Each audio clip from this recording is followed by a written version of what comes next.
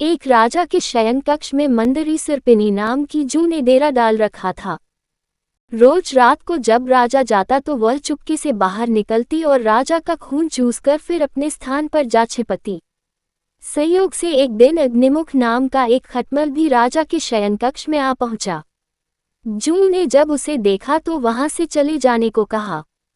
उसने अपने अधिकार क्षेत्र में किसी अन्य का दखल सहन नहीं था।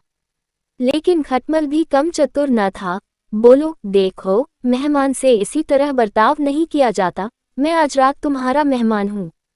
जू अंततः खटमल की चिकनी चुपड़ी बातों में आ गई और उसे शरण देते हुए बोली, ठीक है, तुम यहाँ रात भर रुक सकते हो, लेकिन राजा को काटोगी तो नहीं उसका खून चूसने के लिए।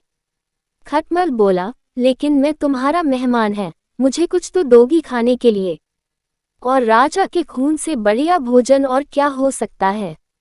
ठीक है, जू बोली, तुम चुपचाप राजा का खून चूस लेना, उसे पीड़ा का आभास नहीं होना चाहिए। जैसा तुम कहोगी, बिल्कुल वैसा ही होगा। कहकर खटमल शयन कक्ष में राजा के आने की प्रतीक्षा करने लगा। रात ढलने पर राजा वहां आया और बिस्तर पर पड़कर सो गया। उसे देख खटमल सब कुछ भूलकर राजा को काटने लगा, खून चूसने के लिए। ऐसा स्वादिष्ट खून उसने पहली बार चखा था, इसलिए वह राजा को जोर जोर से काटकर उसका खून चूसने लगा। इससे राजा के शरीर में तेज खुजली होने लगी और उसकी नींद उचट गई। उसने क्रोध में भरकर अपने सेवकों से खटमल को ढूंढकर मारने को कहा। ये सुनकर चतुर खटमल तो पनलग के पाय के नीचे छिप गया, लेकिन चादर के कोने पर बैठी जू राजा के सेवकों की नजर में आ गई।